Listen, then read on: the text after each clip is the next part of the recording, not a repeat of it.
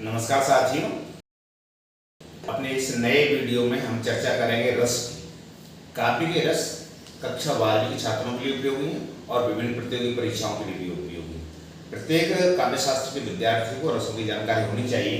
अब रसों की जब बात आती है तो रसों में पहला जो नाम आता है वो आता है भरत मुनि का। आचार्य भरत मुनि, हालांकि भरत मुनि के काल के बारे में थोड़ा विवाद है। ईसा पूर्व दूसरी शताब्दी से लेकर ईसा की दूसरी शताब्दी तक माना जाता है। भरत मुनि का जो ग्रंथ है नाट्य शास्त्र, ये काव्य शास्त्र की पहली किताब है और भरत मुनि ने नाट्य शास्त्र में रसों के बारे में लिखा हुआ एक सूत्र है, ये हमारा आधार सूत्र है। उन्होंने नाट्य शास्त्र में लिखा है विभावानुभाव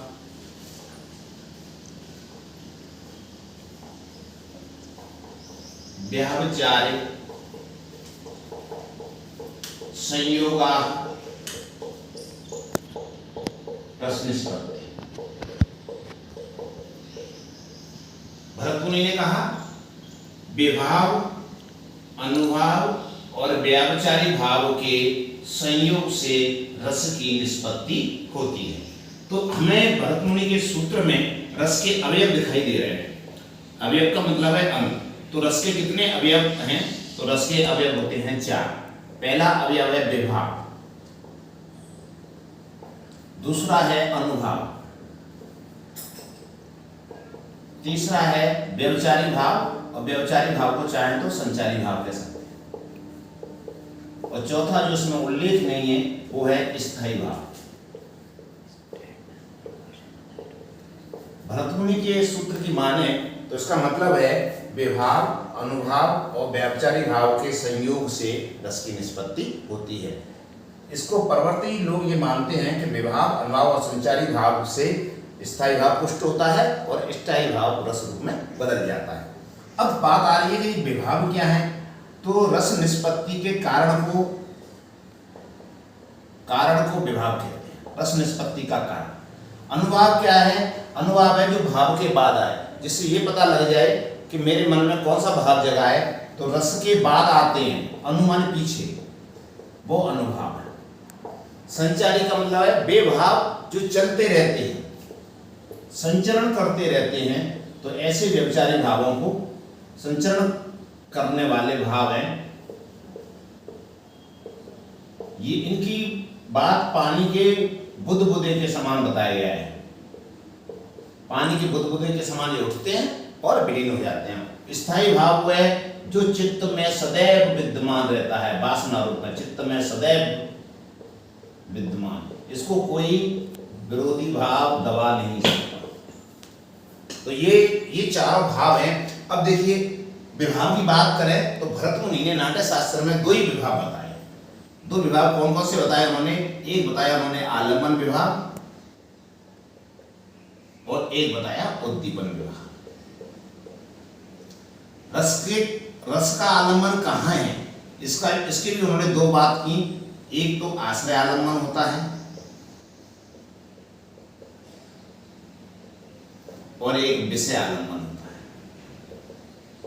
उद्दीपन में क्या चीजें आती हैं? रस को उद्दीप्त करने वाली, रस को जगाने वाली जो प्राकृतिक या कृत्रिम चेष्टाएं होती हैं, वो दोनों उद्दीपन में होती हैं। हम इसको ऐसे समझ सकते हैं कि विभाव के 3 रूप होते हैं। विभाव को देखिए, विभाव के कौन कौन से होते हैं? एक तो आश्रय विभाव होता है, दूसरा आलम्बन विभाव होता है,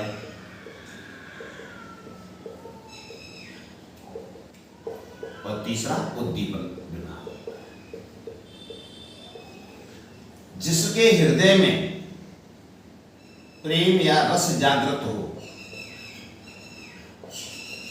स्थायी भाव किसके हृदय में जागृत हो रहा है? वो तो आश्रय है। किसके कारण हो रहा है? जिसकी वजह से हो, वो आलम्बन है। और ये वे परिस्थितियां हैं जिनके कारण, चाहे वो कृत्रिम हो या प्राकृतिक हो रहा है। अब देखिए, राम को रूप निहारत जानकी कंगन के नग की परीक्षाएं। आप इसका स्क्रीनशॉट ले लें। मैं इस अपने उदाहरण को यहाँ लिखना चाहूंगा, आप इसे अच्छी तरह उतार लें, पढ़ लें। व्यवहार व्यवचारिक संयोग रस निष्पत्ति, ये रस का मूल मंत्र है। अब देखिए इसमें राम को रूपो निहारत जानकी, कंगन के नग नग की परछाई, याते सवे सुदे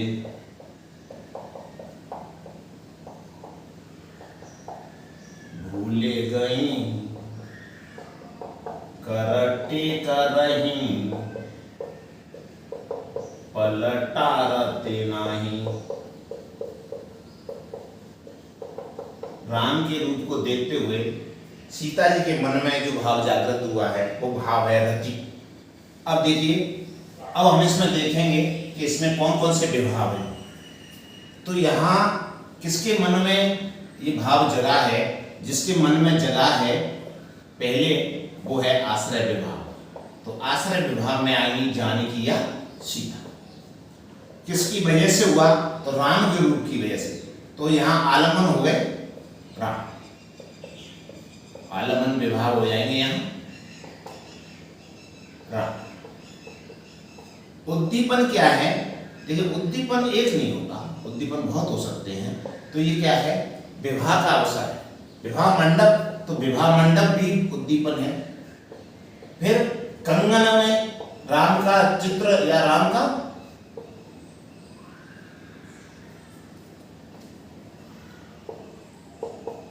का दिखाई देना, ये भी है। दूल्हे रूप में राम बैठे हैं, ये भी है। दूल्हा रूप है, वो भी एक उद्दीपन है। राम का सुंदर रूप है, वो भी क्या है? उद्दीपन। तो ये सब क्या है? उद्दीपन। अब यहां हम बात करें, ये बात हो गई विभाव। रस निष्पत्ति के कारण में तीनों विभाव आ गए, आश्रय आ गया, आलम्बन आ गया, उद्दीपन। अब बात आती है अनुभाव। अनुभाव क्या है? जिनसे ये पता लगे कि सीता जी के मन में कौन सा भाव जागृत हो गया। भाव को बताने वाले, भाव के उदय का पता।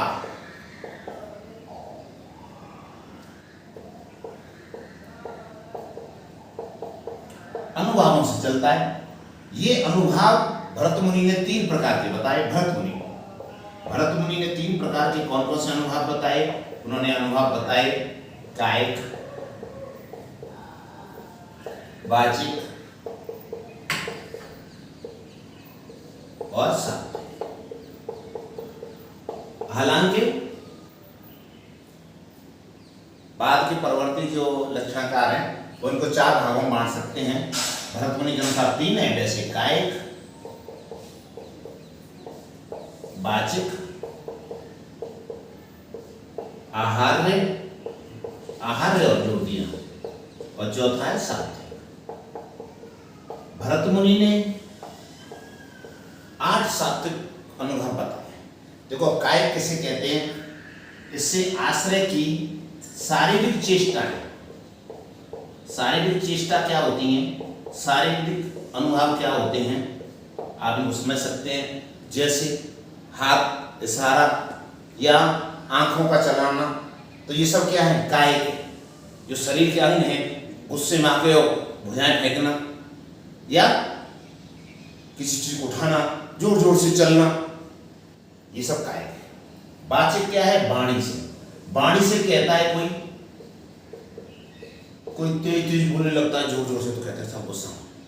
परशुराम आए, उधर से धनुष टूट गया, बोले हे राजा जनक, बता मूर्ख, किसने ये धनुष तोड़ा है? कौ जड़ जनक धनुष के तोड़ा। इससे पता लग गया कि उनके अंदर कौन सा भाव जागृत हो गया है? क्रोध। तो किसी स्थायी भाव के जागृत होने के या रौद्र रस जागृत है, रौद्र रस के जागृत होने के लिए किससे पता लगा? वाणी से। अगर कोई करुण वाणी बोल रहा है, दुखद वाणी बोल रहा है, तो उससे पता लग जाएगा किसके मन में शोक का भाव। कोई हंसी की वाणी बोल रहा है, हे कर रहा है, तो ही करना तो कायिक में आएगा। हंसना क्या है? कायिक है, शारीरिक चेष्टा है। लेकिन बोलना वाचिक है। आहार्य का मतलब क्या होता है? वेशभूषा। वेशभूषा से भी पता लगता है किसके मन में कौन सा भाव चल रहा है। अच्छे साफ सुथरे कपड़े प्रेस किए हुए पहन के आया है तो इसका मतलब है बड़े उत्साह में। और अगर उसके कपड़े मैले कुचले हैं, अस्त व्यस्त हैं, तो इसका मतलब है वो उत्साहित नहीं है, या शोक में हो सकता है, या किसी दूसरे भाव में हो सकता है। तो हम उसकी रूपरेखा, बाल जोकर है, जोकर कैसा होता है, ठिकना है, बहुत लंबा है, टोपी है, रंग बिरंगी है, पायजामा कैसा है, इन सबसे रंग बिरंगे कपड़े पहने होगा, अलग अलग तरह के, लाल है, कहीं पीला, कहीं हरा है, कहीं गुलाबी है, बेढंग से, तो वो क्या है, हंसी को जागृत करने वाला है। तो ऐसे आहार्य होते हैं। या इसमें हम शारीरिक सजावट भी कह सकते हैं, जैसे कोई मुकुट लगा के आया है या कोई कुछ। और सात्विक ऐसे हैं जो स्वतः प्रकट होते हैं, ये सब प्रयत्न नहीं होते। अगर किसी के मन में गुस्सा आ गया, गुस्सा के मारे का उसका शरीर कांपने लगा, गुस्से में कांपने लगा वो, तो उसका मतलब क्या है, हुआ कंपन क्या है, सात्विक है। भरत मुनि ने ऐसे 8 सात्विक भावों का विवेचन किया है। हम देखो उनको देखते हैं। आपको ये जानकारी अगर उपयोगी लगे तो आप इसका स्क्रीनशॉट ले सकते हैं। अब हम बात करेंगे अनुभावों में। सबसे महत्वपूर्ण अनुभाव है वो है सात्विक अनुभाव। अब देखिए सात्विक अनुभाव कौन कौन से हैं।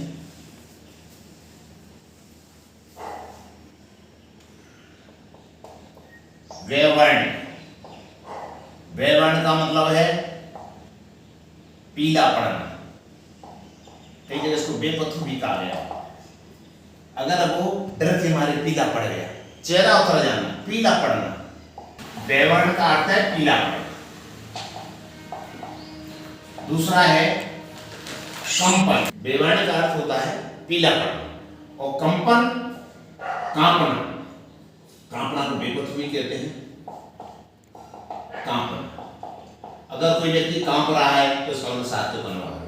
कोई व्यक्ति का चेहरा उतर गया, पीला पड़ गया, रंग उड़ जाना, चेहरा मुड़ जाना, वो सब वैवर्ण ले आएगा। स्वेद है, पसीना आ जाना, कभी कभी हम किसी घबराहट में हमारे अंदर पसीना आ जाता है तो स्वेद है। चौथा है अश्रु आ जाना, देखिए आंखों में आंसू आ गए। देख सुदामा की दीन दशा करुणा करके करुणानिधि रोए, पानी परा तो हाथ छुओ नहीं, नैनन के जल सौंपक धोए। आंसू आ गए, सात्विक अनुभाव है। इसे पता लग रहा है कि कृष्ण के मन में शोक पैदा हो गया, रोना। स्वेद का मतलब है पसीना आना। पांचवा देखिए स्वरभंग।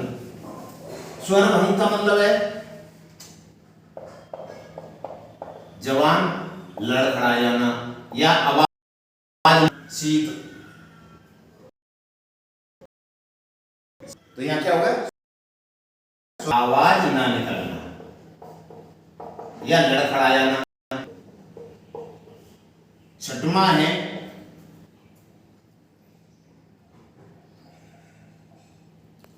तो छठवां है प्रलय। प्रलय का अर्थ होता है मूर्छा वगैरह। वैसे प्रलय का मतलब मरना भी है, पर मरना तो अनुभव नहीं रहेगा, मूर्छा, बेहोश हो जाना। इसके अलावा स्तब्धता, स्तब्ध का मतलब है जड़ता, एकटक रह जाना। स्तब्ध रह जाने का मतलब है स्थिर हो जाना, किसी बात को सुनकर इतना सदमा लगना कि कुछ बोलने की स्थिति में नहीं रहना। राम को रूप निहारत जाने की, कंगन के नग की परेछाई, या तो सवै सुध भूल गई, कर टेक रही, पल टारत नहीं, पल भी नहीं झपकने की। तो वहां क्या है, जड़ता है। और इसमें एक अंतिम है रोमांच। रोमांच का मतलब होता है रोंगटे आदि खड़ा हो जाना, भय से, खुशी से, ठंड से। इसमें शरीर का पुलकितगात बहुत शब्द आता है, पुलकितगात, गदगद वचन, शरीर पुलकित हो रहा है, इसका मतलब रोमांच।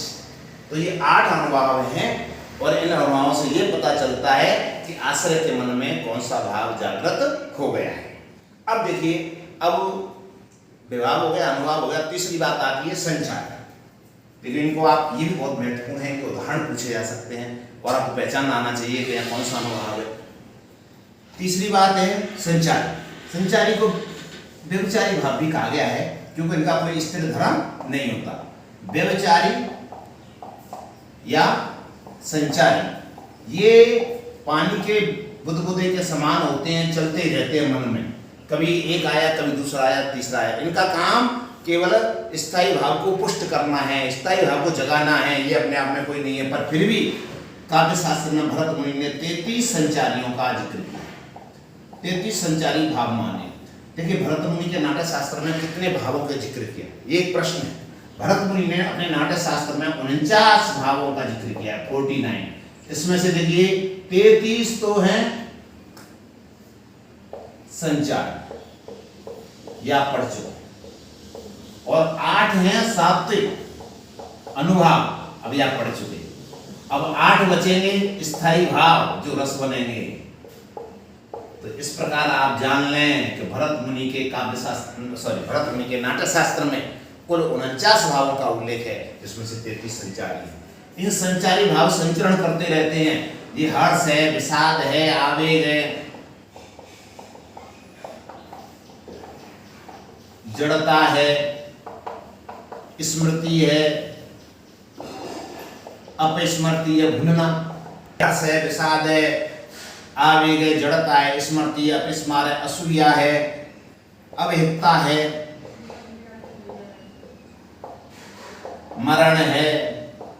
तो इस तरह से कुल कितने भाव है, संचारी भावों की संख्या कितनी मानी गई है? 33। हालांकि ये भरत मुनि ने नाट्य शास्त्र में बताए, कई अन्य लोग हैं वो भी बताने लग गए, जैसे 34वां भाव छल देव ने बताया, हालांकि ये माना नहीं गया है, देव ने छल नाम एक और बता दिया। रामचंद्र शुक्ल जी ने चकपकाहट बताया है, चकपकाहट, और ये जिसमें शामिल नहीं है। इसके अलावा कवि केशव ने, आचार्य केशव ने आदि और व्याध ये बताए। तो ये सब बात हम केवल 33 की करेंगे, और 33 संचारी भावों का जिक्र भरत मुनि ने अपने नाट्य शास्त्र में किया है। अब संचारी भाव के बाद चौथी और बहुत महत्वपूर्ण बात रह गई है, वो है स्थायी भाव की। ये स्थायी भाव ही, चलो स्थायी ऐसे, ये स्थायी भाव ही आगे चल के रस रूप में परिणत होते हैं।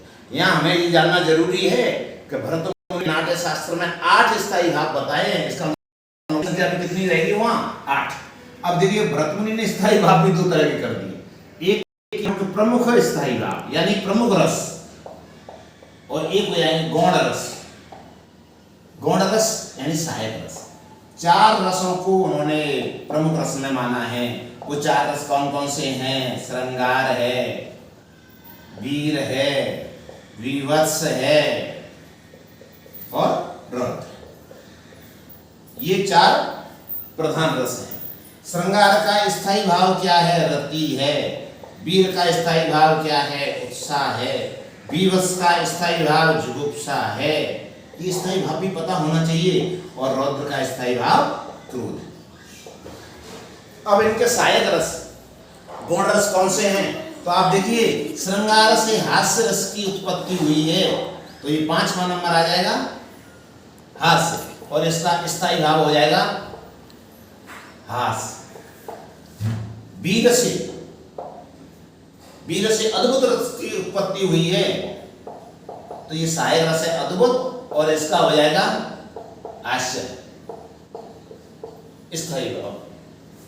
विवत्स से, वीर से हो गया, विवत्स से करुण रस की निष्पत्ति हुई है, और इसका स्थायी भाव हो जाएगा शोक। और रौद्र से श्रृंगार, वीर, विवत्स, रौद्र, हास्य, अद्भुत, करुण और भयानक की रस बना है, और इसका स्थायी भाव है भय।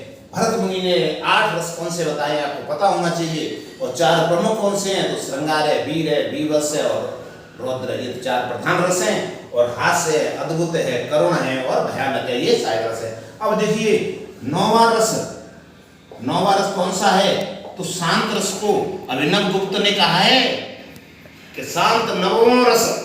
हालांकि ऐसी बात नहीं, उद्भट ने लिखा है, मम्मट ने लिखा है, वो शांत को 9वां रस मानते हैं। और देखिए 10वां रस हो गया, शांत का भाव है, स्थायी भाव है, वो है सम या निर्वेद। अब आप सोच रहे होंगे कि भरत मुनि ने इसको क्यों नहीं लिया, इसका ये बताते हैं। 10वां है वात्सल्य। विश्वनाथ ने, शांत को अभिनव गुप्त ने। देखिए नाट्य शास्त्र, एक बात बता दूं बहुत महत्वपूर्ण, नाट्य शास्त्र जो ग्रंथ है भरत मुनि का है और इसकी टीका लिखी है वो अभिनव गुप्त ने लिखी है। उस टीका का नाम है अभिनव भारती। अभिनव भारती टीका ग्रंथ किस पर लिखा गया है? नाट्य शास्त्र पर, भरत मुनि के पर। और उन्होंने शांत को वहां नवा रस का है, वात्सल्य रस का स्थायी भाव है बद्धशरता। और इसको विश्वनाथ ने, आचार्य विश्वनाथ 14वीं शताब्दी के लक्षणकार हैं और विश्वनाथ के ग्रंथ का नाम है साहित्य दर्पण।